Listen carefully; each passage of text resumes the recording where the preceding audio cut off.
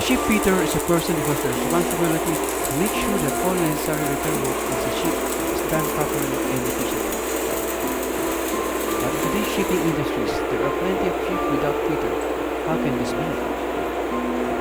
With the financial crisis looming over the industry, shipping companies are utilizing every technique possible to cut back expenses and overhead costs, which they prepare to reduce the number of crew in their ships.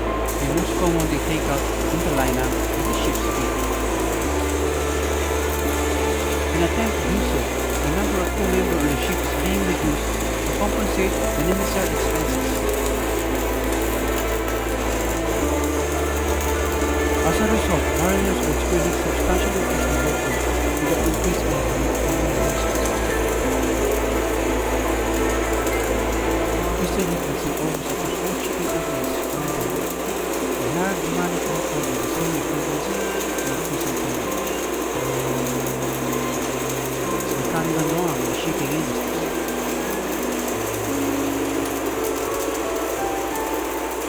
The shipping division should be very flexible to take over the charge of the ship's fleet.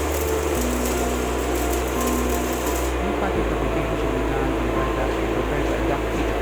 It is also being done in work with the crew itself to save costs. It's only shown the possibility of saving costs.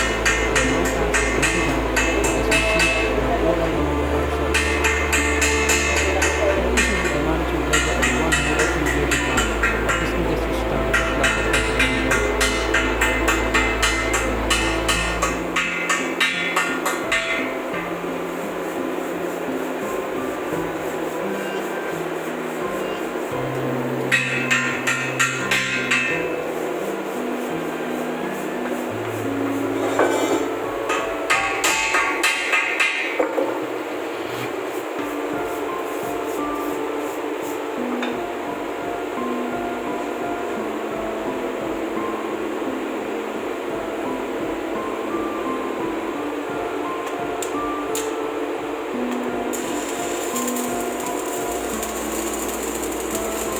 The ship owner always use the state minimum money.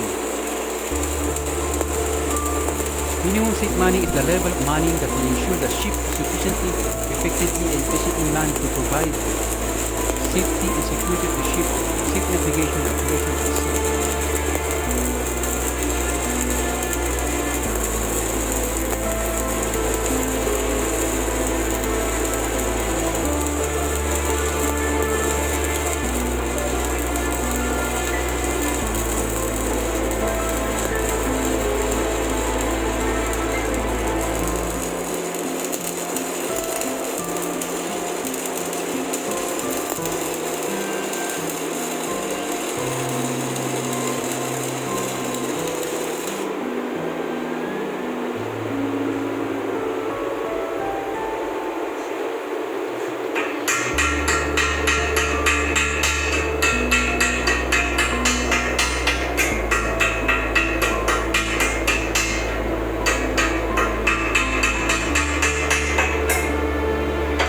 This is reality and commonly ignored since shipbuilder jobs can only be taken over by a shipbuilder, whiter, or engineer.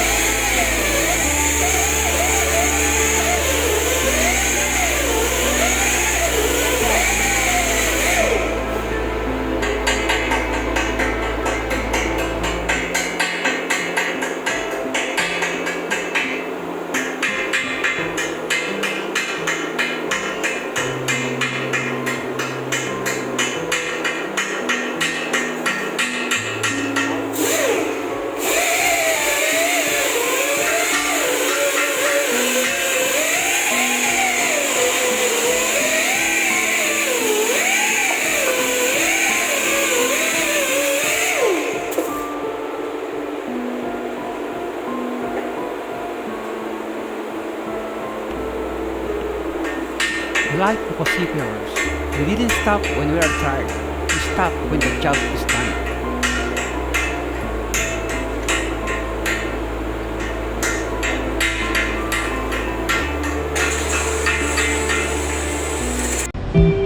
Thanks for watching. Please like our video and don't forget to subscribe to keep you notified to our latest videos. Kindly comments. #I subscribe and I will should check your channel.